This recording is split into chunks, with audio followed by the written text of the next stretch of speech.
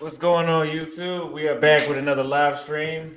Today, we'll be talking about did single mothers start the Simpdemic here in the United States? Because if you don't know what's here, well, it's here. The Simpdemic is here. And honestly, there's nothing you can really do to save these simps. We have educated them enough by passing out this information, but hey, some people enjoy making a complete monkey fool out of themselves. And especially these pandering men that make videos about your boy. There's so many of them. Sometimes I just Google my name. Absolutely, absolutely, absolutely. I'm glad you came on. Sometimes I just Google my name and YouTube search my name just to see what'll pop up. And what do you know? They have written entire articles. They have written entire articles and they're not getting paid for it. The videos are not getting enough views.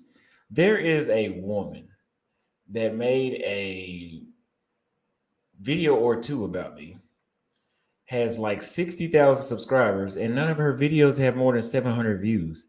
Can anybody tell me what that's about? I would like to know. Can you buy YouTube subscribers just like you could buy Instagram followers?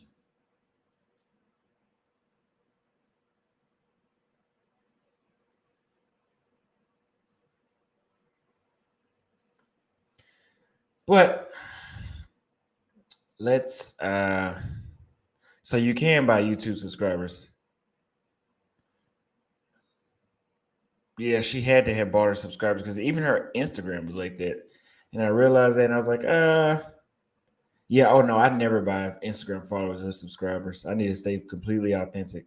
I went to her IG and I'm like, she's talking bad about me, but even her IG photos don't match the amount of followers. It's like thousands. And she got a K at the end of the followers, but the pictures have like, double digit likes, tens of likes.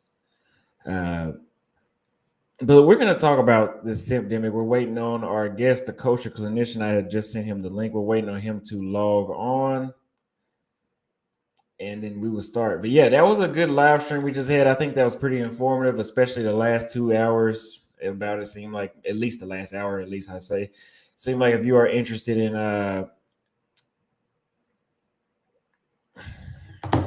software engineering, you need to listen to that last part. Also, you guys, like I said in my video the other day, I am on the way out. If you guys want to support, I have a GoFundMe, so that way I can the more money I have, because believe it or not, I still have not got my first YouTube check. All those super chats you guys have given me, I have still not received those yet. So this money that I'm using is coming. This is me. But the longer, the more money I have, the longer I can stay, the more content I can give, and I am held accountable with my reputation and my funding for my support uh, through YouTube. There is the link down there if you guys want to go support. It is right there, and I will pin it to the top. Let me actually open up so I can pin it to the top. Yeah, and YouTube takes 30%. I don't know how much GoFundMe takes, but really doesn't matter as long as all support is welcome. But don't think I ever came up with that idea. I actually had a subscriber come up with that idea for a GoFundMe. I would never ask you guys to fund, directly. But hey, he advised it, so I thought if a subscriber thought it was okay, I didn't think it'd be uh, too hard to ask. But if you really think this is God's work and this is really helping you, please leave me a donation down there. It is pinned to the top, and we are still waiting on our guest. I really need some music to play. Really need some music to play. But yeah, it's kind of scary taking the risk of, pretty much packing up and just, about to jump around and survive off of YouTube or wherever you want to say it, quit my job. Not worried about failing. It's just the change is kind of got me kind of anxious to be there. But we have our guest in the building here right now. Let's go ahead and bring him in. This is the Coastal Clinician. How you doing today, sir? What's going on, brother? How you doing, sir? How you making it? Doing well. No doubt, no doubt. So let's get a little overview about you. Where are you from? Well, I'm from the greatest state in the union, the Tar Heel State, man. It don't get no better than the Tar Heel State, man. The home of Michael Jordan and the real barbecue. Oh, really? Yeah, real barbecue. Yeah. So what is your background like? What is your line of work? I know your line of work, but what is the audience? What can you tell the audience? So my background is very diverse, Austin. My background encompasses several things. I was in law enforcement initially. I got my first degree in law enforcement. I worked as 2 years as a mental health correction officer. From there, I got I did 7 years with the Department of Juvenile Justice, working with youth, working with adjudicated youth, many times gang members, sex offenders. Did that for 7 years. Went back and got my bachelor's in generalist social work. Went back, got my license in special ed, taught school for 5 years, and then I got my master's from UNC Chapel Hill, where I'm a licensed therapist now. So, my background is very diverse, very eclectic. I've done it all for years. Okay, so we're going to talk about this Simpdemic today that we got going on in the States. Yes, I sir. think I think it's irreversible. These dudes can be saved, and then we're going to combine that with how your line of work ties directly with the passport bros as well. This whole movement. Right. Uh, so tell us about how you are or were a passport bro. Well, how can I say it? Not well. I do embrace the passport movement. I was in the movement with Al Grease recently, Flush 3, Oh, you breaking up? and can you hear me? Yeah, you better now. Go ahead.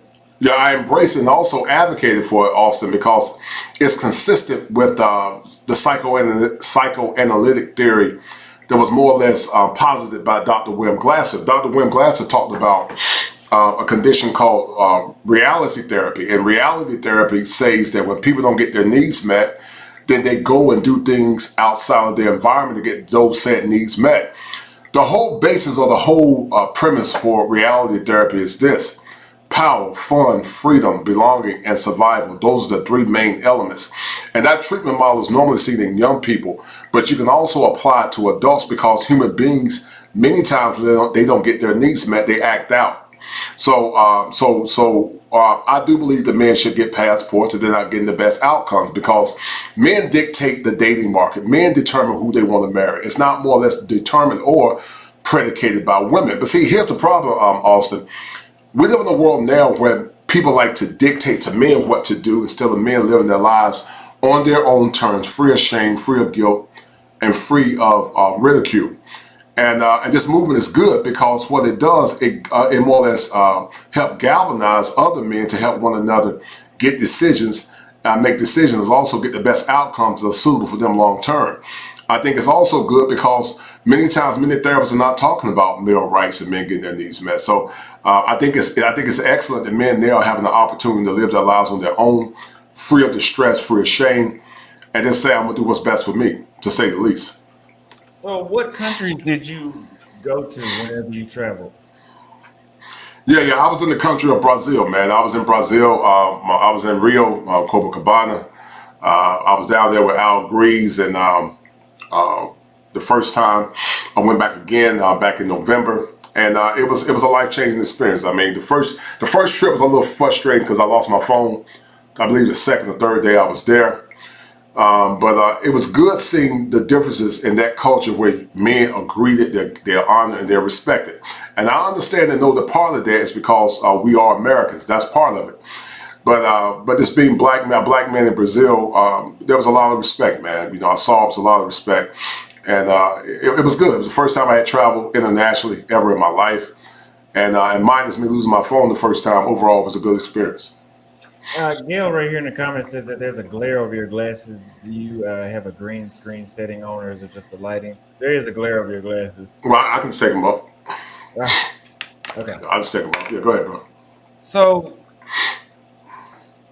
why do you think in countries like Brazil, masculinity is more accepted there and the women behave more feminine?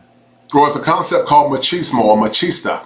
It's because they're kosher patriarchies. They're bona fide patriarchies, and they don't have the liberal laws that we have here in America. America is a bastion of liberalism.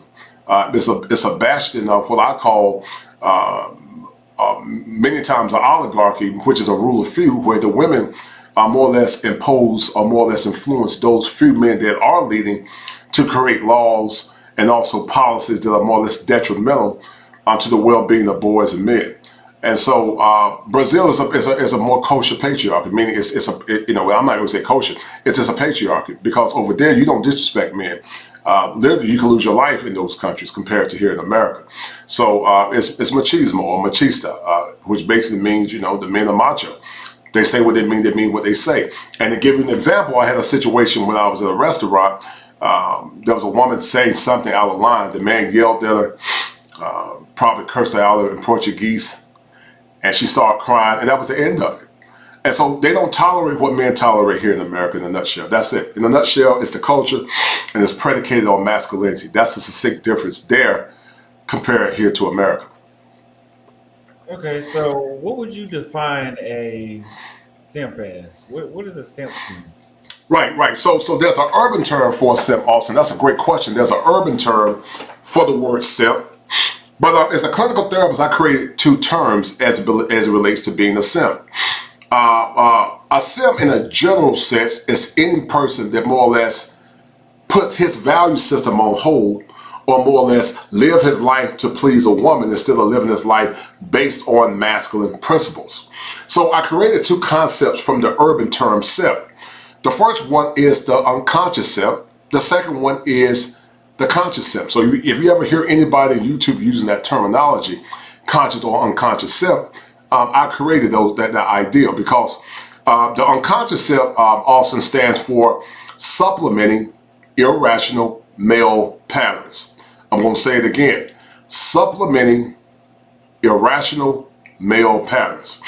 And that's an unconscious simp. It basically means he does not know what he's doing. So based on what he does, he's not acting in the role of a man.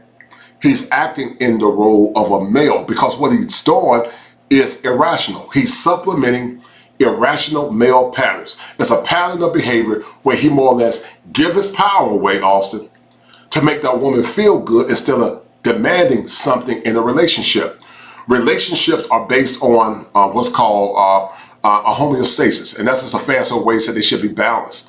It basically means that the man should benefit and the woman should benefit. But see, what men don't understand is that women only respect power and strength. That's all they respect.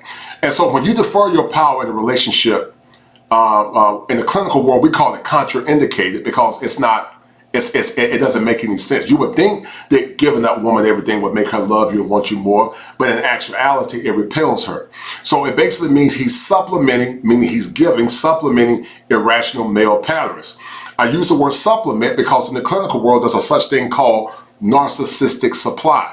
And so when you're supplementing a narcissist, what happens, you give them power in the relationship and you diminish yourself instead of having equality in that relationship. A relationship is about the man benefit and the woman benefit. Ideally, the man being the lead in that relationship. The second one, Austin, is called the conscious simp. And the conscious simp basically means this, sacrificing important masculine principles. I'm gonna say it again. He's sacrificing important masculine principles. A conscious simp knows what he's doing is wrong because, he's like, man, I know I shouldn't be doing this, but he'll do it anyway because the woman might be pretty, she might have a fat behind, the sex might be good, or he got kids. And so he sacrificed important masculine principles that are necessary for keeping his ego intact and strong. In the clinical world, we call it ego fidelity. And so what it does, it makes that man lose power and more or less not respect himself. And if you continue in that cycle, his identity will become diminished because he's not more or less doing things based on how men should do things, which is principle. He's doing things based on what she says. And what I've learned, Austin, is this. Women are at their best when men are leading them in love. The woman was made for the man. The man was made to lead her, not her lead him, which is something we see too many times here in America. So, what would you say in the United States social structure, or just our social culture that really doesn't exist? What would you say caused that this whole simp epidemic, where men feel the need to sacrifice, their masculine, traits? Well, listen, boys get their identity from their fathers. A large part of it is the epidemic that we see in out of wedlock children. We know that there's a percentage of worthless men that are impregnating women. Sadly, in our culture, in the black culture, we tend to more or less embellish swag over substance. The typical average guy that's a hardworking man would be a win for many countries. But see, here in America, we celebrate the futures, the athletes. He got to be, super tall like myself, and he got to have that swag appeal. Swag matters more than substance as a woman or as a man. And so when that man doesn't have that, you got average women that think they should get above average men. And so it's a culture where boys are not consistently seeing masculinity in the home, which is the micro level, in the community, which is the meso level, but also in policy and government, which is the macro level. When you go back, Auston, look at this last election. The last election was predicated on chucks and pearls. And so you were on the show with me that I did with Dre. I created a term or a hashtag called passports and pearls. And basically what it means is that men are using their passports to cast their pearls to women that are fit, kind, honorable, and they respect them as men. The gospel, consistent with the gospel, says not to cast your pearls to swine. And I'm not calling women swine per se. It basically means don't give your good service to people that are not worthy of it. And so, in a nutshell, it's the absence of having fathers. Boys don't have fathers anymore. They don't have other men in the community to identify with. And so, what happens, Auston, when you're in an environment where your teachers are women, when high officials are women, in the community or in your home there are women, then who are you to identify with? So you identify with the feminine, which is more or less satiating her needs, instead of more or less identifying with the masculine, which is based on principle, order, and respect. So now that you've kind of touched on the fact that a lot of this behavior may come from single parent households, single mother households in particular, do you think that these women are directly involuntarily teaching their sons, simp behavior? And if so, how? Yeah, it could be unconscious. Some of it is not conscious. They just doing things based on their hard drive. They doing what they think a man should do, which is to please them. If you notice women, Auston, when it comes down to masculinity, they'll say, when they get in an argument with a woman, son, just buy her some flowers, or just don't say anything. That's not consistent with masculinity, because see, the masculine is doing, the feminine is being. Masculinity confronts bad behavior. It doesn't let it slide. That's a strong masculine man. He will confront BS and bad behavior. But femininity is being, which is passive aggressive. Passive aggressive behavior is silent. It doesn't say anything, or it just ignores things, or it does not speak in conviction, which is being assertive. If you look at the gospel, when Jesus saw the woman at the well, he told her to go and sin no more. He was assertive. So masculinity is assertive. Femininity is more passe or passive. And so it's a byproduct of them teaching their boys to think based on how they feel instead of thinking, Auston, based on principle. That's a succinct difference. So let's say I am a pandering man that wants to sacrifice, my masculinity just to get with women. What would you say to a man that has that behavior? What would you say? I don't honestly think that you can help them. I think usually they're too far gone, but there may be some hope. What would you say to a man that kind of fixes behavior? Well, first you got to be aware of it. One of the things we've learned in therapy, Auston, is that you have to acknowledge bad behavior. Many are in denial, which is an ego defense mechanism. It's called denial. But you have to acknowledge that bad behavior. Once you acknowledge that behavior, I call it a simp recovery program, and I'm being funny. But once you acknowledge that bad behavior, you have to uncover the bad things that you have learned, and therefore you can recover. But is it possible that a simp can be reformed? It's possible, but it's going to take a lot of work, because when you've had years of negative social conditioning, it takes years to break that level of thinking. So you have to be more or less very aware of how that thinking is impacting you and your mental well-being, and more or less modify or change those negative thought processes. But until you are aware of it, which is denial, then you can never change the behavior. Because see, also I've identified that change consists of 5 elements. The first stage of change, Auston, is something called pre-contemplation. Pre-contemplation basically means I'm thinking about changing that behavior. Contemplation means not only am I thinking about it, I'm reading books, I'm reading paraphernalia, I'm coming up with the action plan. The next stage, Auston, is called action. That means you're taking an active role in changing those bad behaviors.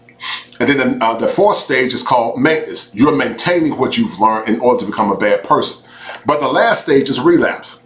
And relapse means you go right back into that simp cycle, where you're going back into behaviors that are more or less not beneficial for you or your well-being or your community or other men. Because see, men, Auston, galvanize one another, meaning we sharpen one another by giving them advice or even critiquing them in a constructive way. That's what men do. Masculine men don't call out young boys, young men like yourself, because you're not going to be my son. That's female nature. That's the over-identification of the feminine. Masculine men don't do that. Masculine men don't bring smoke. We just talk as men. And if we have a disagreement, we just keep it moving. But you got a lot of grown men that call themselves masculine, but they do feminine behavior, to say the least. So Marcus left a comment right here that kind of caught my attention. He said the most dangerous man is a former recovering simpaholic. What do you have to say about that?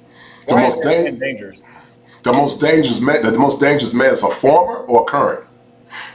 Is a former / recovering simpaholic. So I guess, used to be a simp, or they're like in their red pill awakening, I guess. It depends on what he means by that. I would say a former simp is a simp that's walking in the path of in the right direction if he's a former simp. But if he's going through a red pill rage, in the clinical world, we use a term called existentialist. It's a faster way of saying existentialist crisis. And so when he goes to an existentialist crisis, he's asking himself the question, why am I living? What's my purpose? Why am I here? And see, an existentialist crisis many times can cause a man to have what's called rage. And so Kubler-Ross came up with a term as it relates to grief. It's called denial. He's in denial. Remember I told you a man must eradicate himself of denial first, Auston. So the man is in denial first.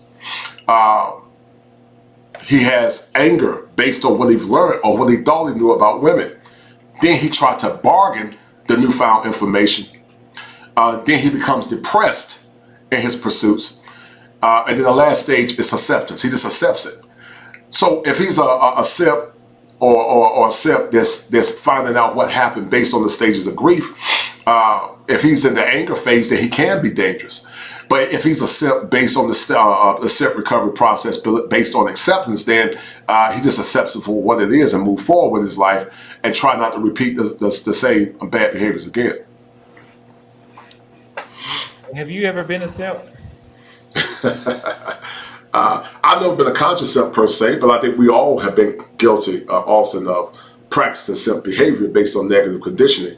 But being a bona fide simp, no. Have I more or less exhibited maybe some simp behavior here or there? Yeah, I'm sure I have. I would say more or less probably conscious and unconscious simp to some degree, but a true bona fide simp, no, I'm very masculine. Okay. I'm going to ban somebody out of the chat right here. Okay. Yeah, keep following me around. So what would you call a dirty Mac a simp? Yeah. Dirty Mackin is definitely simping because once again, that's the conscious simp. Because a real man don't do manipulative or feminine behavior to block another man from getting a woman. Yeah, a dirty Mac is definitely a simp in my opinion. He could be a conscious and unconscious simp. Many times I would say he's a conscious simp, but some of those men are definitely unconscious simps as well. So what forms of self-improvement would you say a simp needs to learn to unlearn his simp behavior? Well, the part of a self-improvement that a simp must learn, also to unlearn his simp behavior is this, is that he's giving his power away. Once that man understands that he's giving power away in that relationship, he will no longer continue to be a slave of his own ignorance. Many men, Austin, are slaves of their own ignorance. Harriet Tubman said it better than me. She said, I could have helped a lot more if they did not already know that they were slaves. So once he understands what he's doing is actually self-sabotaging behavior, the best thing that he can do is stop that sad behavior and move on a trajectory also that's going to be beneficial to himself, but also beneficial to those that are around him and also beneficial to those in his community. So he got to stop the self-sabotaging behavior and change the trajectory of that negative behavior. Okay. Would you, let me read the super chat first. This is what men need. Keep it up. I appreciate the super chat. So would you say a man that cannot control his lust is leading his way? That's leading his way into simp behavior. Yeah, no doubt. I see that mostly in younger men. A man is not control, and even some older, experienced men. Listen, if a man values vagina over his principle and his dignity as a man, then he could be a conscious or unconscious simp. If he's aware of it, then he's a conscious simp. If he's not aware of it, he's an unconscious simp. So when you value a woman's sex organs over your inherent value as a man, then yes, that's a form of simping. Many men also know that the woman they're dealing with is not good for them, but they might say, well, she got some good sex, so I'm gonna stay with her. Or she cooks good, so I'm gonna stay with her. And so that's simping, because what you're doing, you're sacrificing important masculine principles, which is your dignity. Your dignity matters more than sex. Also in theology, the word Petra in the Greek means rock. And I'm not here to push theology, but in theology it says that heaven and earth shall pass away, but my word will abide forever.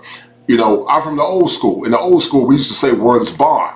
And so one thing I love about you, if you say you're going to do something, you do it. You're not similar. We're both fixed. If you tell me you're going to do something, you do it. If I tell you I'm going to do something, I do it. So your word is firm, and that's what I respect about you. But you got a lot of wishy-washy dudes now, man. They'll tell you one thing, and then they'll do something totally different.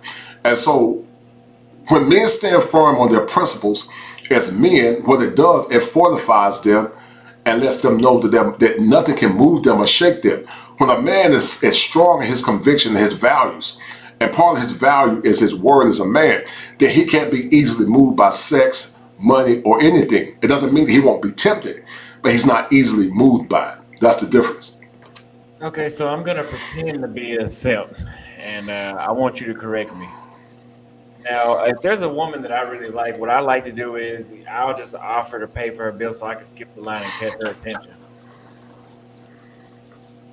You said what again? I'll say it again, brother. I think I didn't hear you. It sounds horrible, doesn't it?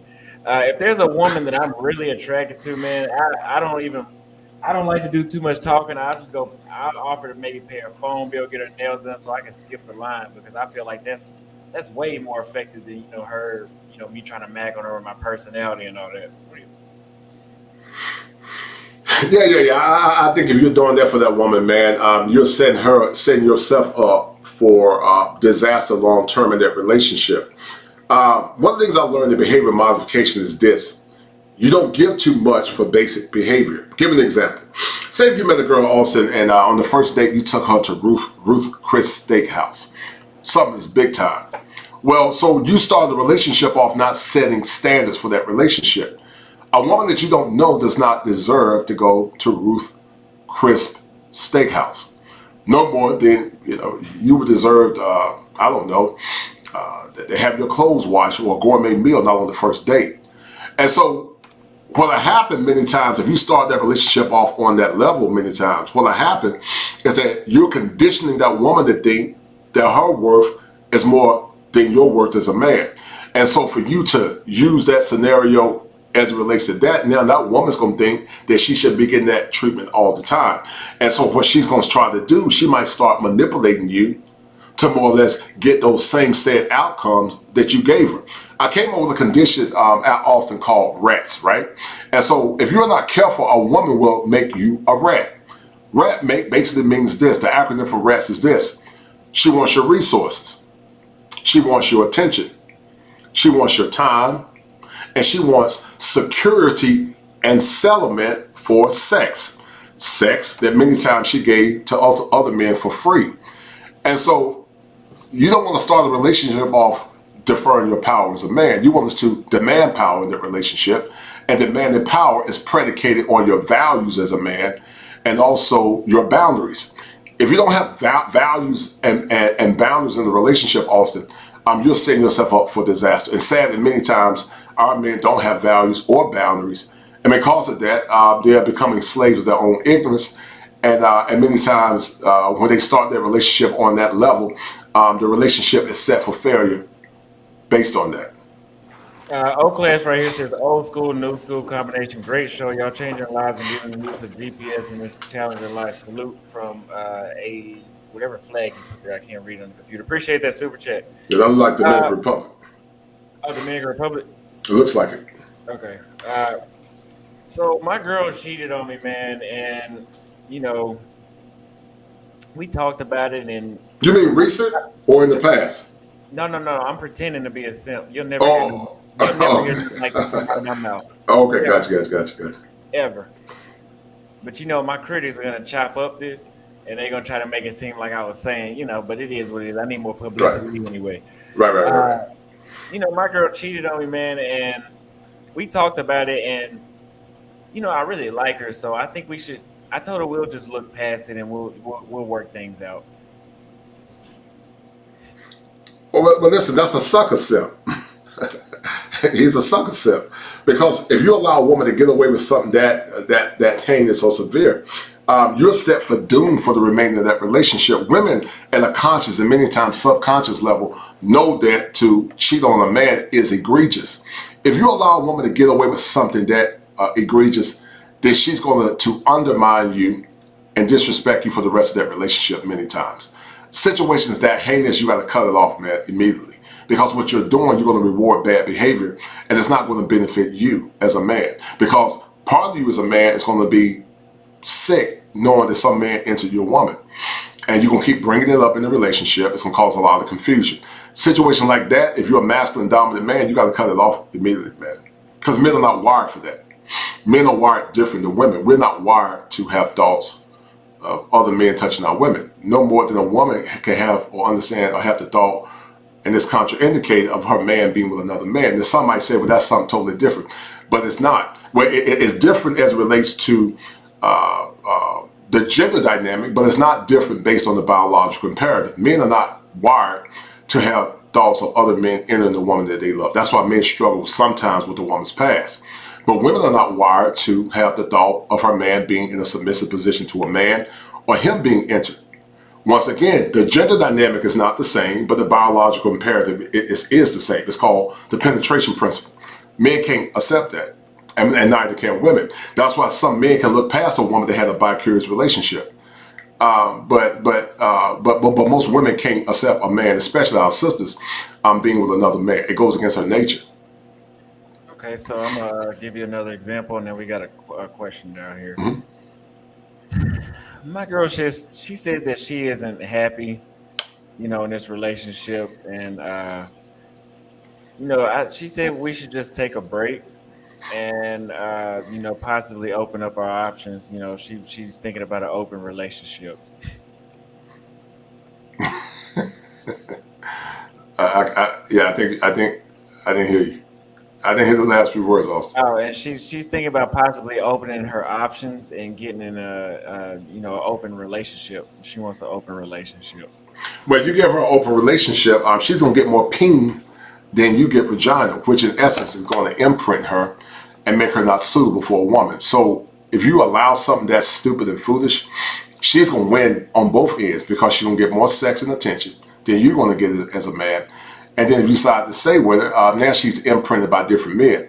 And you don't want a woman that's been imprinted sexually by multiple men. You know, many times they don't make good relationships. And that woman over time cannot be happy, which in essence means she wants to end the relationship because she's bored. Well, I just want to make my girl happy. You can't make women happy because women by nature are very fickle. It's not your responsibility to make anybody happy. It's not your responsibility to make a woman happy. A woman should come into a relationship with a level of happiness, but it's not your responsibility to make her happy as a man. Your job is to guide her and y'all work together as a team, but it's not your job to solely make her happy. Happiness must be from within first, and then y'all both can take y'all happiness and build a utopia on earth. But you always trying to make her happy, man, you're going to burn yourself out in the end. Man, there's this chick that I've been really crushing on, man, and tomorrow's her birthday. And I know where she works at, and I think I'm gonna go up there and I'm gonna surprise her. I've tried to talk to her; she keeps rejecting me, but I'm gonna go surprise her, with $2,000 worth of gifts. And I don't have her number or anything like that, but I think if I do that, that'll actually work. Once again, unconscious simping, supplementing irrational male patterns. Remember, the key word is supplement, which is the narcissistic tendencies of many modern women. Irrational. It's not rational that a man spend $2,000 to take care of a woman that have not done anything for him in return. Remember, the best relationships are relationships where the woman earns that relationship and she works to make you happy as you try to make her happy. That means it's a mutual benefit. But if you're constantly doing all the work, she's not going to respect you because women were designed to look up to you. That's why women typically like taller men. They want to look up to you. But she's not. How can she look up to you when you're more or less placating to her? She should be looking up to you. That's why many times women, they like bad boys because bad boys don't care because she's constantly chasing his validation. And so a woman, she'll always seek to get your validation in a healthy way without self-sabotaging herself. But if you continue to give a woman that kind of treatment, then you're self-sabotaging yourself as a man. Remember, relationships are about an equilibrium where they both benefit, to say the least. Well, I mean, there's somebody in the comments that has hope for me. They say that it may work to a certain level. But what happens if she does give me the time of day after I surprise her with a ridiculous amount of gifts for a woman I don't know? Well, once again, who's leading who? Is she gonna use me? No doubt she's going to use you potentially. Who's leading who? In behavior modification, you can't give someone something that great because she have not earned it. You don't change bad behavior by more or less agreeing to bad behavior. You change bad behavior by stop doing bad behavior and correcting bad behavior. So that's bad behavior for you as a man because from day one, you're teaching her that her value is more important than your value as a man. And that should never happen because you're the leader. She's not your leader. You're the leader. You should be leading her instead of her leading you. That's the difference, if that makes sense to you. Okay. So this subscriber here, someone in the chat says, Chunky Gecko says, gotta talk about son husbands. I'm trapped as a son husband father with no authority, respect, nor support. My father, when he's in my life, doesn't have my back. What can men like me do? Okay, let me look at that also real quick. Got to talk about son husband. I'm trapped as a son husband father with no authority, respect, nor support. My father, he's in my life, doesn't have my back. Well, listen, I'm going to be honest with you. It's going to take a lot more work to change that bad behavior if you've allowed it over a period of time. When I worked in law enforcement, Auston, they used to say the way you start out is the way you got to hold out. The way you start out is how you hold out. And that basically means that the way you start out in a relationship is how you hold out. But it sounds like to me that Chucky Gecko has allowed this behavior to go on for a period of time. And it's going to be an uphill battle to change or modify that bad behavior. So the way you change that bad behavior is trying to start setting law and order. But it's going to be a very difficult task because you've already allowed this person to violate your standards. And so I would say get into therapy, specifically with a strong masculine therapist, which is hard to find, to help you modify or change those bad behaviors and try to set order and establish an order moving forward. But it's going to be an uphill battle. It's going to be very difficult because you've already taught this woman or more or less allow this woman to disrespect you and not regard you as a man. So you gotta, it's gonna take a lot of work, man, to modify and change that bad behavior. Okay. So he says, it's been my whole life. Speaking out got me beat bad. He says it's been his whole life speaking. Yeah. Because the culture that we live in does not value what men say or think. Remember, men are the boogeyman, and so it could be in a relationship like that. I'm not telling him to leave, but if that behavior doesn't change over a period of time, then he might have to come up with an exit strategy. Not telling him to leave, but he got to more or less do a comparative analysis and see if it's worth staying. But if not, he's just going to continue to go in a cycle of brokenness, anger, and pain because he started something that he should have never started in the first place. So, would you consider pay for play simping? Mm-hmm. You would. Oh no! I'm sorry. I was just saying. Hold tight. So you're asking me is pay for play simping? Because I don't think. No, it's not simping. I don't think it's simping because you getting what you want and she's getting what she wants. It's fair exchange. So I don't see it as simping. Now it could be simping if you're over giving to a woman or you're not setting the standards for that transaction. And some would say it's morally wrong, but just say if it's morally right, or just say that's something a man is doing. If that man is controlling how he spends his money, if that woman solicits him, then it's not simping. But it can be simping if she's dictating to him how much money she wants, and she knows that in her country, traditionally, she would never get that kind of money. But she convinces him that somehow she should give him 2 or 3 times more than what the natives gives her, then that's simping. But just the act itself, no, I don't think that's simping. No. So, do you think a passport bro could be a victim of a simp scam? For example, there was a guy in my Discord, and I'm not going to say his name because this might be embarrassing, but hey, it is what it is. He's in, it may still be the same situation now because it's like 2 months ago. He was in a divorce. He went on not Tinder, not Instagram. He found a bride order girl from Colombia, somewhere I would never tell anybody to look. He found a chick from there. They've been talking, they video chatted, so he knew she was legit. Now he's never been to Colombia, he's never met her, but whenever he gets down there to meet her, she's under the impression that they're about to get married.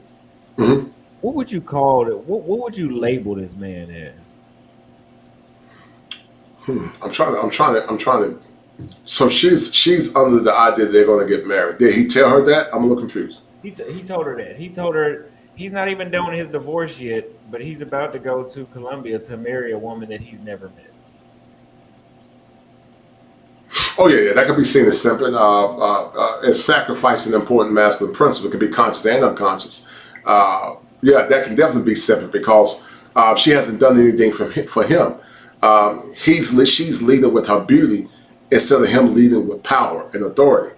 And so that man's going to put himself in a position where when they start the relationship, she's going to have the upper hand because she knows that he's mesmerized by her beauty. Even if a woman is extremely attractive, you never let her know that she is initially.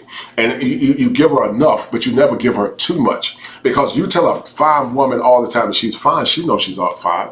But what you're doing, you're conditioning her to think that she's better than what she really is. And so therefore, she's going to use that as leverage to tell you, well, if you don't give me the attention that I want, I'll get it from other men. So you never let her know.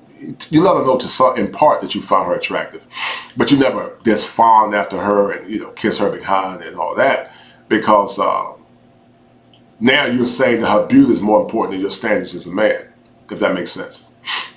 So as a grown man, let's say I'm 30, 31, and I'm a simp. I do a lot of dumb stuff to get women's attention, and it doesn't really work. Who around me is enabling my behavior? Some good questions, also. You got some excellent questions. All off the top of the head. Well, you're doing a good job, man. You're doing a damn, because you hit me with rapid fire tonight, though. You're doing a good job. So the question is, if you're doing bad behavior as it relates to women, who's enabling you? Yeah, and you're not an adult. We're past his mother may have conditioned him to be like that. He's a full grown man. Who around him?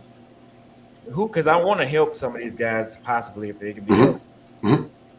Who can these guys, find or look at that may be around them that's enabling their behavior? Well, other men could be simping, which could be enabling that bad behavior. A birds of a feather flock together. The blind leads to if the blind leads to blind, they both fall in the ditch. So it could be other men that are simps and they don't know that they're simps. But sometimes their mothers could be more or less enabling them in their bad behavior because he's thinking based on how a woman should think instead of thinking based on masculine principle or masculine virtue. So, it's a case-by-case scenario, a case-by-case situation. But just on surface, it could be men around him that are broken men themselves, but also him thinking the way his mom would expect him to think in that relationship. So I'm gonna. I just thought of something, and I realized, man, there's a lot of suckers. Me being a barber. I'm going to put my glasses back on, man. If it glares, just let me know, all right? Okay.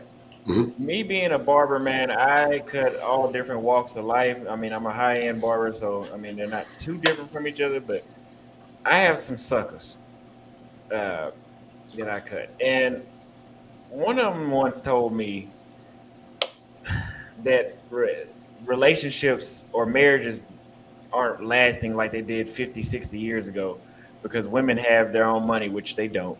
They don't have their own money. 80% of women make less than 75 grand. That's not money.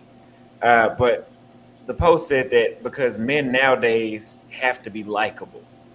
Now, what kind of monkey do I make myself look like by trying to be likable to a woman? Women do not know what they want. What, Right. I agree. am I a simp for trying to make myself likable to these women? Oh, I think, yeah, I can see you being a simp trying to make yourself likable because uh, what is she giving you in return? See, it's called the power differential, Auston. As I told you before in the past, she only respects power and strength. And you constantly trying to make yourself likable for a woman that has not more or less made herself or more or less met herself in a way that she can give you anything in return is not beneficial to you. Remember, her job is to look up to you, not you trying to seek her validation by chasing her. She should see enough inherent value in you that she will at least meet you halfway and say, I like you, and you guys can have a conversation. But you constantly chasing her is an issue. But I will say, Auston, overall, it might not be big money, but women having the opportunity to make some money has more or less made them more difficult to deal with. It might not be big money like you're thinking, like on a like you're a high-end barber, but them having a modicum of money where because you understand women years ago didn't work outside the home. Many women were in the house. Some did, but I think around the 50s they started working outside the home. So even if they only making $35,000 a year, it's a level of power that they have, and that level of power makes them think that they are as good as you or better than you. And so a man doesn't have to chase a woman to make him likable because that means she's making herself the queen or the better in that relationship. Men should just be men and stand firm in their masculinity as men. And if she doesn't respect you, then you continue to focus on yourself, keep stacking your money, and doing what men are doing, going to countries where women are feminine traditionally, and getting the best outcomes from those sad traditional women. But you don't have to make yourself likable for nobody because that means you're denigrating yourself as a human being. Now, if you're being a jackass or, you're doing something stupid, then that's one thing. But if you're just being an average guy, you're not disrespecting nobody, and you got to always jump through hoops to make her like you, then that's a recipe for disaster. So I know in the 1950s movies or the movie life, I seen men they had to win them. They had to win these women over. They had to prove themselves. They had to jump, make themselves look like a monkey, and they just had to. They had to prove to this woman that she was the prize. Right. Would you call a man that pursues a woman in that sort of fashion a simp? Yes, sir. Because she's not the prize. She's only the prize, Auston, if he deems her to be the prize. But she's not the prize by default. I'm going to say it one more time. she's the prize if he deems her to be the prize. I created a term, Auston, called the prize catcher. It basically means that men determine if she is the prize. If she's the prize, Auston, then that man will catch him a woman, and she's caught by that said man. Men and women both have some redeeming prize qualities, but ideally, the man is the prize or the grand prize, and she's the constellation prize, because see, she's looking up to him because she want a higher tier man. So how can something less than not be the prize when she's looking to catch something greater than herself? So you see my point. So she's not the prize. She's a prize in her head. But until that man catch her, give that woman his last name, put a ring on her finger, then she's not the prize. But see, shout out to BGS one time or Ron Wills. They said the water seeks its own level. And so if that woman is a one, Auston, if that man is a one, don't deem her to be wife worthy or ready, then she'll never get married, because women are the gatekeepers to sex. Men are the gatekeepers to relationships. So she's a prize in her head, but until she get that ring, she's not the prize. Now she might counter this and say, well, I got several men that want to marry me. Well, they might be men that you like, but they're not men that you desire. Options don't always mean they're the men that you want. It's just the men that you settle for. Women get it confused also. They think because they have guys in their DM, these men are viable candidates for marriage. But most women are very picky and finicky. And many times average women think they're better than average men. So that man could be an average guy, but she thinks she's better than that average guy. So she keeps going for the top tier men. But as she goes for the top tier men, those men many times could use her or do use her. And she ended up being used by multiple men only to be left alone because she rejected men that were at her level, which are average. But because of hubris and hypergamy, she thought she was better than those men. And now she's by herself, and sadly sometimes with kids, by 1, 2, or 3, or 4, or 5 different men. So I find this one woman on Facebook very, very attractive. Mm-hmm. She finally accepted my friend request. Mm-hmm. I got this real clever poem that I'm going to send her. And it's going to start with, I really appreciate you accepting my friend request. And it ends up being this long. It might take her a whole 45 seconds to read it. How does that sound to you? It might take how many minutes to read it? 45 seconds. Nuance a little bit more for me also. Say it one more time, bro. I'm sorry. I'm trying to process. There's this chick that I really like on Facebook, man. So beautiful. I sent her a friend request a month ago. She finally accepted today. I'm so excited. And I'm going to send her this really clever poem that I have. And it starts off with, I really appreciate you accepting my friend request. And it might take her 45 seconds to a minute to read the rest of that. You know what I'm talking about. These dudes that send women poems. Mm-hmm. For the first, what do you have to say about that type of behavior? How does that come off to a woman?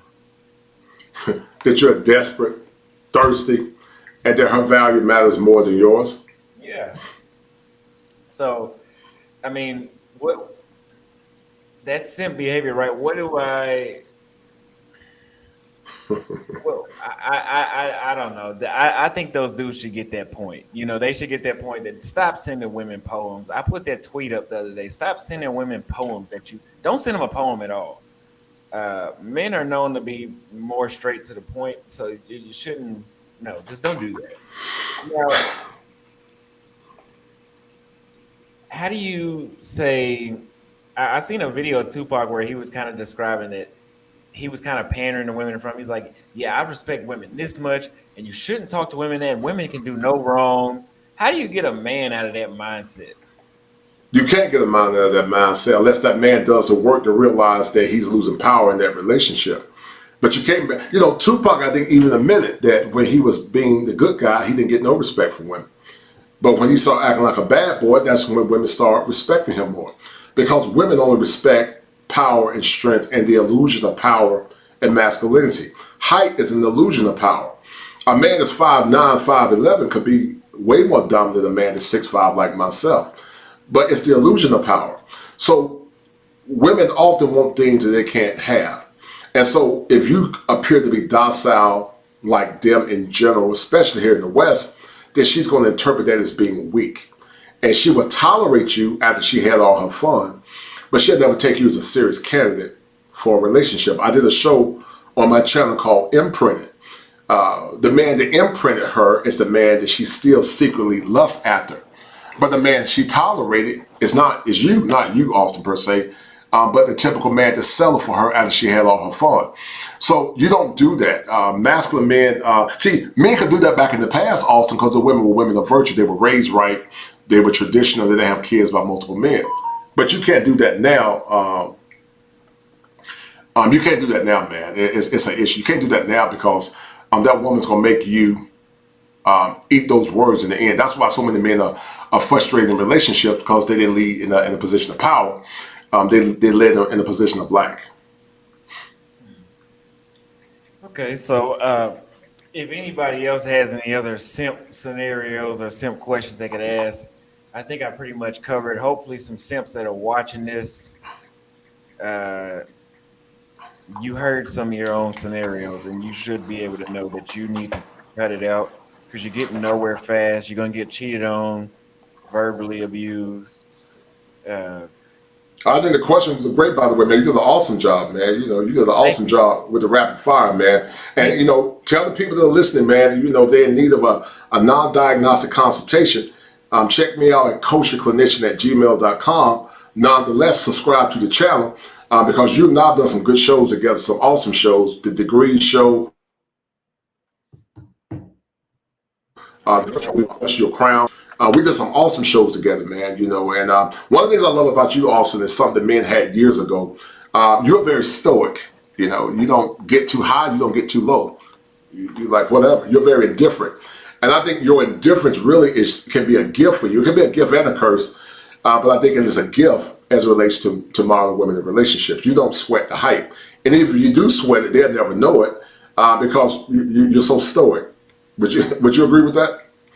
Yes, I would definitely agree with that. Thank you. I've had a lot of people call me, "Oh, you're emotionless." It's not that I'm emotionless. I just have control over my emotions, and they don't ever get out. I was talking to Zoom to Thailand earlier, Richie Mack, and he was talking about the Ugandan guy. You know who I'm talking about. And he was like, "How, even though he's talking about your mother, how can you just brush that off? Where did you learn that?" And I don't honestly know where they learned. I've been dealing with that kind of stuff for a while, but I don't know how I actually learned that. But it's just because I'm a person that it is what it is, and hey, it's nothing I can do about it. It's out there, it is what it is. But Sean Miller right here asks, yeah, grown men do. I do make grown men cry on YouTube. They need a diaper. Auston, ask him to explain in detail why white knighting is foolish. Well, white knighting is foolish, man, because we don't live in the age of chivalry anymore. Chivalry was a time when women were virgins, they were wife ready, and they were childless. Chivalry was a time where the patriarchy more or less determined the value of a woman. I would say even in a strong patriarchy, men should never get on their knees and bow, because what the man is doing, he's conditioning a woman to think that she's better than him, even a good woman. Men should always lead based on power, but white knighting is foolishness because he's saving something or someone that would never give him anything in return. Men by nature are masculine, so it's in our nature to do for women and children. It's in our nature. But, in the clinical world, we call it a thought-stopping technique. You have to use thought-stopping techniques to more or less stop you from thinking about jumping into scenarios and situations that would not benefit you. There was a band that Christians used to wear, Auston, that's synonymous to a thought-stopping technique. And it would say, what would Jesus do? WWYD, WWJD. And basically it says, what would Jesus do? So you're going to ask yourself, what would she do when you get tempted to jump into a scenario that's not going to benefit yourself? And 9 times out of 10, she's not going to do anything because, one, she doesn't know you. 2, you haven't made her earn that relationship. So white knighting is foolish because you give your power and your resources away for free to somebody that have not earned it. I know it goes against your nature as a man. Men's nature is to do.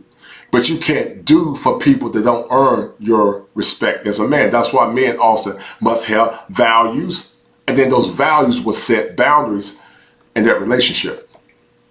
Okay. Yeah, absolutely. So somebody left a comment towards me. They said my stoicism, or yeah, I think that's the right word, stoicism, was broken whenever I got my tattoo, and a lot of people had something to say. They said I was upset.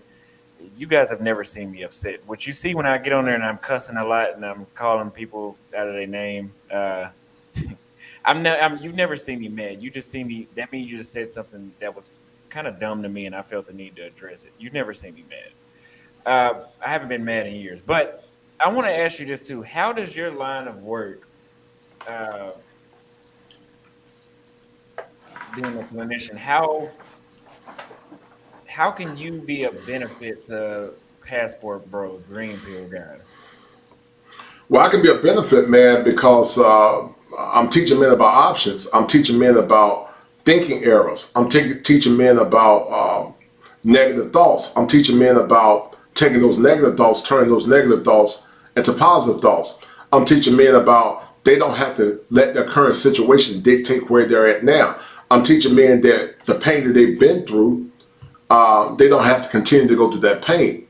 I'm teaching men power, fun, freedom, belonging, and survival consistent with Dr. Wim Glasser. That's what I'm teaching men. And I'm going to teach men that once they begin to travel, as travel is one of the 7 steps to male optimization, as I am the coach and clinician, that they will begin to see the world differently. Listen, many times also when we get outside of our own environment, we get a new reality.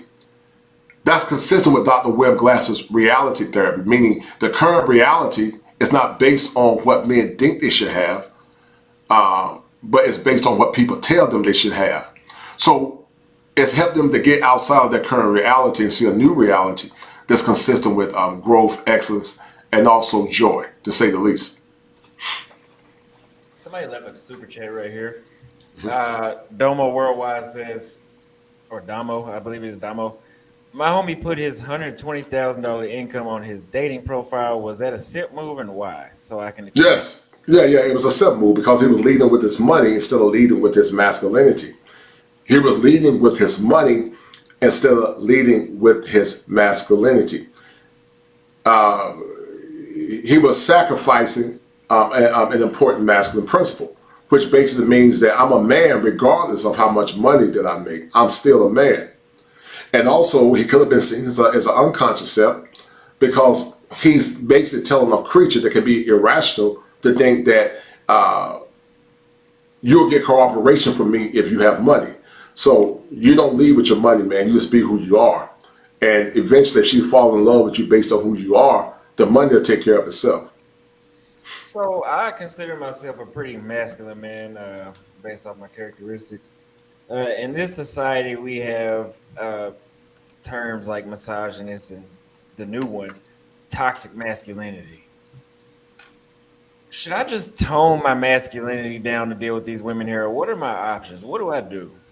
Well, if you tone your masculinity down, then what you're going to do, Auston, is that you're going to eradicate your authentic self. Now, of course, we all going to learn how to code switch in certain situations. I have a hard time doing that myself. But in a nutshell, you should always be who you are. You should be true to who you are. Be true. That's what Shakespeare said. So you should be true. And if you feel like you can't code switch, or the code switching that you're doing here in America is not enough, Auston, then you should more or less focus on relocating to a place where you can be a man, meaning cultures where masculinity still is accepted and also respected, if that makes sense. I would agree, and that's why part of the reason why I feel like Brazil is my second, or my supposed to be home. That's where I should have been at. Because when I'm there, man, I don't feel there's no oh, he's too manly, he's doing too much, controlling. I don't think I've ever heard a Brazilian woman say controlling, that I was controlling. But in the United States, if you stand up for yourself, if you don't allow her to get away with shit, you're controlling. If you want to pay 100% of the bills, you're controlling. I'm sick of it here. That's why I said I'm on the way out. I cannot do it. Well, also it's actually thought based on how she feel instead of thoughts based on principles as a man. It's your job to lead her, not her lead you. And so what men do many times also to make that woman feel happy, they'll do things based on how she feel instead of being based on principles. Men should never have to change who they are if it's not bad behavior to make that woman feel comfortable. And you're right, that's why so many men are beginning to lead, because they feel like they can't be themselves. It's always about her feelings and her emotions. And if you deal with a person that does things based on feelings and emotions, you're going to run yourself up a tree. Relationships should never be based on that. Men and women both should have boundaries. But you being the leader in that relationship, you should more or less set boundaries and parameters around your life that's going to benefit you and your mental health and your well-being. Also, they did a study from 21 studios, and I'm glad you said something about control, because I'm going to do a show talking about control soon, real soon. I'm going to do a show talking about control. And I'm going to say this, Auston, it might sound controversial, but I'm going to say it anyway. All men should have control in their relationship if it's healthy control. But see, Auston, most human beings are lazy intellectuals. They don't think. And so when they hear the word control, when they hear the word submit, when they hear the word hate, they think all hate is exclusive, all control is exclusive, but it's not exclusive. Healthy control often says you're not going to spend all my money. Healthy control says you're not going to be texting exes that you had sex with or guys you like. Healthy control says you're not going to be going out with your girlfriends talking about going on girl trips and spending all my money. That's healthy control. Unhealthy control in my mind would say this, Auston. She can't contact her family. You're locking her up in a room. You're physically and verbally abusing her. You isolate her from her family and her friends. You take all her money and spend it on drugs. That's unhealthy control. But you got to have control in a relationship, because even in the clinical world, Auston, we use something called control groups. A control group, Auston, is the group that got the intervention. The non-control group, Auston, is the group that never got the intervention. So you need control in order to run a relationship. Ask yourself the question, do organizations have control in their hierarchy? Yes. Do religions have control many times in their group? They should. So you should have a healthy level of control. Give me an example. If you got a kid coming to your house and that kid is tearing going to your refrigerator and jumping on your couch and nobody don't say nothing, then a woman that's not saying nothing is more or less not being a good parent. She's neglectful. But if that woman is saying something, she's controlling that bad behavior from that child. So you should have healthy control in the relationship, because if you don't have healthy control, Auston, what it's going to do is going to cause you to have what's called mental health distress. Mental health distress is one of the greater precursors to an early death. So you should have healthy control in the relationship. All people should have some level of healthy control. The man should have healthy control over his woman, and the man and the woman both should have healthy control over their kids. But what fool would be in a relationship where he doesn't have any healthy control? Because basically, if you don't have any healthy control, then that means you don't have a value system. If you don't have a value system, then you don't have boundaries, if that makes sense. Correct. And I think that gets mistaken a lot in this country today. They think that like you said, control is always just bad. And a man needs to control a woman, as you just said. Let me read. I seen a comment here. Let's see. So, what do you think about? This is a good one. I think a lot of men should. What do you think about men over proving themselves during women's shit test? So, yeah, go ahead, brother. Go ahead. I once had a woman that tried to shit test me. We were going on a date and she pulled up and she rolled down her window, and I was trying to speak to her, tell her she could park, on this side. And she's like, I'm on the phone. I was like, who the fuck are you talking to? And what would you say about a man that would have reacted like, oh, I'm sorry, go ahead, my apologies? What is that? What is a label for a guy that does that? Oh, he's a sucker simp. Now she said, "Oh, please excuse me, I'm on the phone right now. But if you give me a few minutes, I promise you I'll talk to you." That's one thing. But if she said with a condescending attitude and be disrespectful, and you still try to placate to her, then that's another thing. Do you see the difference? Yeah. One is using soft skills, the other one is being aggressive and belligerent. Okay. Well, I think that's all the serious questions I had for today. Did I answer, man? You were hitting rapid fire, man. I was catching them shots, man. You hit me Yeah, in the no, mouth. you did a very good job elaborating. So Right, right. I appreciate it, man. a lot of people in the comments they enjoyed hearing you talk. And tell them also go subscribe to the channel, man. You know, they'll get a chance to see some of the shows that you and I have done together, man. And I look forward to doing some more shows with you. That Passports and Pearls was a good one. So tell them to check out the channel, man. Absolutely. If you guys have not subscribed to his channel, go ahead and subscribe to his channel. He's a kosher clinician. He is heavily involved with the Passport Bros. We share the same critics. So I'm pretty sure Gail, if she hasn't already dropped his YouTube channel down here somewhere, let's see. Oh yeah, his YouTube channel is here. So go ahead and give him a subscription. He has a lot of knowledge. He is a well.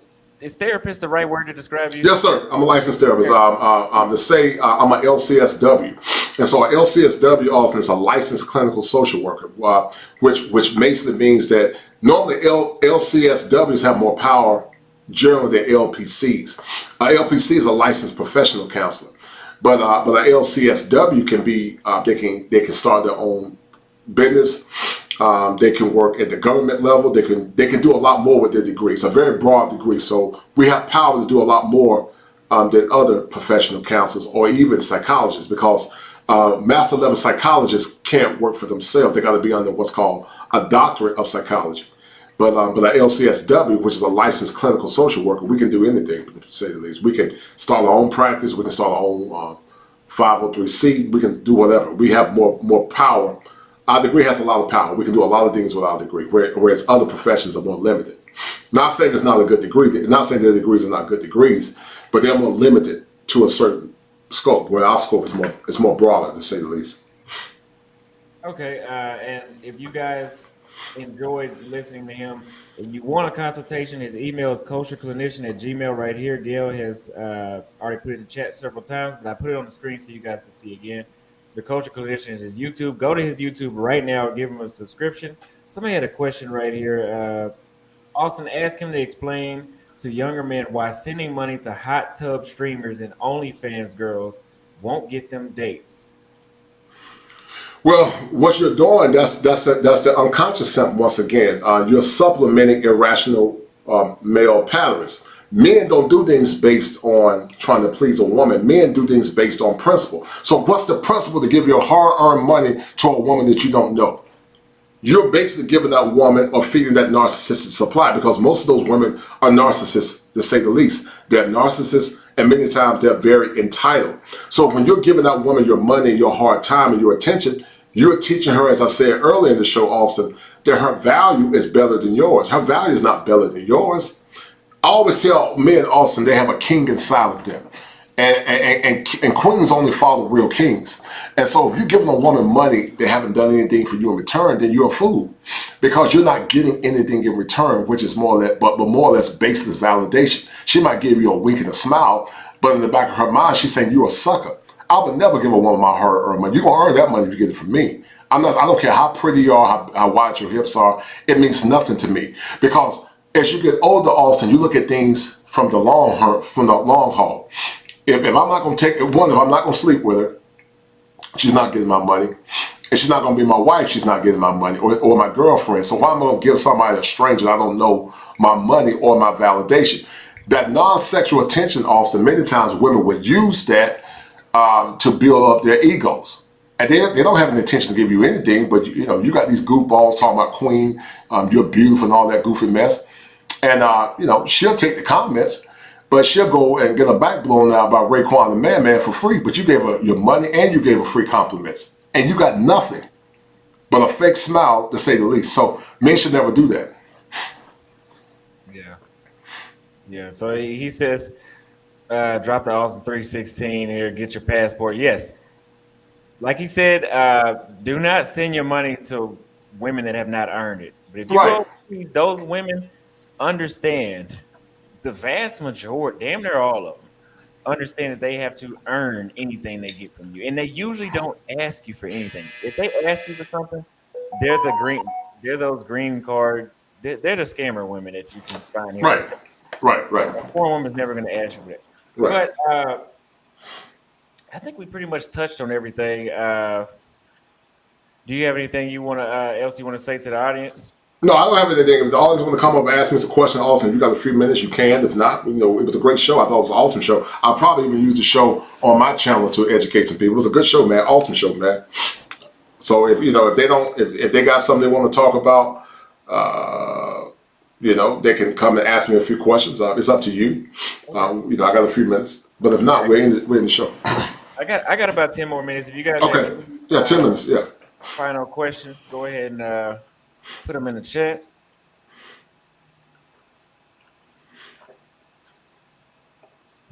Let's see.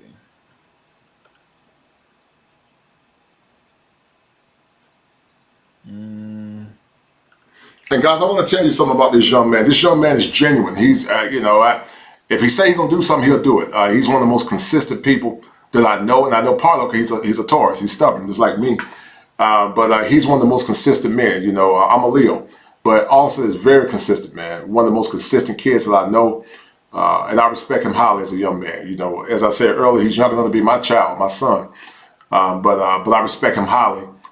Because he's a man of his words, something that, many times young cats now, they're so distracted by so many different things. They'll tell you one thing, but they'll never follow up. But this young man always follows up, and he's always consistent. Even if you think he ain't going to follow up, he's going to follow up, and I appreciate that in him. I really do. I appreciate it a lot, to say the least. Thank you. Thank you very much. We got a question right here. How to overcome the nice guy syndrome? Simple. You become indifferent until you change how you think, how you're thinking, but you set values for yourself, and then therefore you set boundaries. Your values will dictate your boundaries. And I'll give you an example. I value respect, therefore my boundaries are don't disrespect me. I value reciprocity, therefore if you don't look out for me, I'm not going to look out for you. You just have to set value. You have to come up with you have to erect a value system predicated by healthy boundaries. Meaning the relationship must be reciprocal, meaning you benefit, she benefits. It's literally that simple. And you become indifferent until you set up your value system and your boundaries as a man. So, last question right here. Don Levon says, are guys that go to strip clubs simps? If they spend it all, it depends. It depends on the context of the situation. If they go casually and they just getting some drinks and they're not spending a bunch of money, no. But if they go in there to get a woman's validation, if they're giving that woman all their money for attention, or they're trying to get that woman to like them, or they're trying to lead with their money, yes, they could be simps because those women know a lick when they see it. And so if you go into the strip club to get validation or to get attention from a woman and you're giving your hard-earned cash and you're not getting anything in return, and if you do get anything in return, you overspending, then not only are you a lick, but you're a simp. So yeah, it just depends on the context. If you're just going to have you a drink and sit in the cut and chill, no, that doesn't make you a simp. No, it just depends on the context. Okay. Good answer. Let's see. So Nigel says, what is the difference between a simp and a beta male? That's a good question. What's the difference between a simp and a beta male? Well, being a beta male does not necessarily make you a simp per se. But many times beta males have simp tendencies.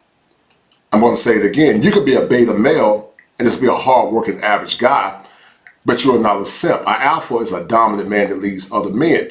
But you also can be a beta male by default and not be a simp.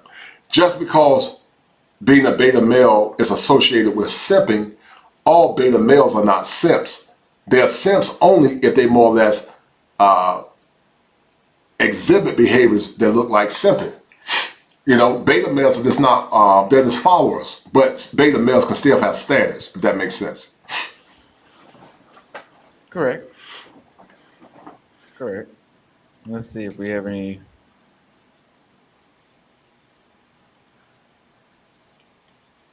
How long is too long? How long is too long living in monk mode? That's a good question. I think it depends on the man and his situation. It depends on what his goals are. I personally think, yeah, it's hard, man, because I get it. Some men have to go into monk mode to focus on themselves and to focus on their future. But sadly, I don't think monk mode is good for a man's long-term mental and physical health. Unless God made you a eunuch, or where you're not getting any sex, like the God said, no fapping. I think monk mode could be good based on trying to get your goals met. But long term, I don't think it's healthy for a man. I don't think it's healthy for men not to be able to release themselves. Because if you're not releasing in a woman, then you're using your hand. And I just think long term, men need love. Men need to be held and embraced. I think men are healthier when they're with a good woman that honors them, respect them, and follow their program. I think a man can live longer. But I think monk mode is the best answer now in this current culture that we live in, because the women are so bad and the women are out of control. Okay.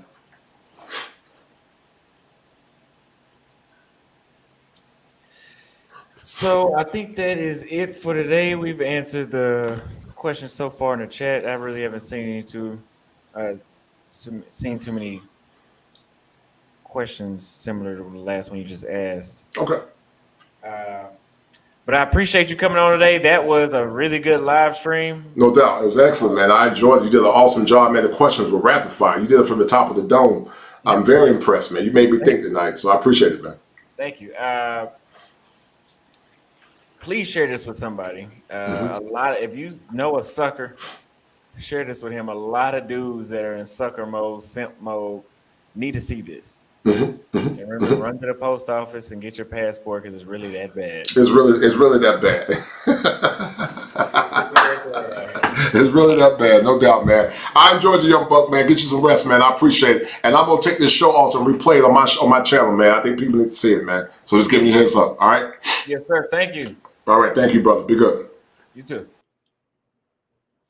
And remember, if you guys want to see more content from overseas, I have a GoFundMe link for Auston to be able to create more content.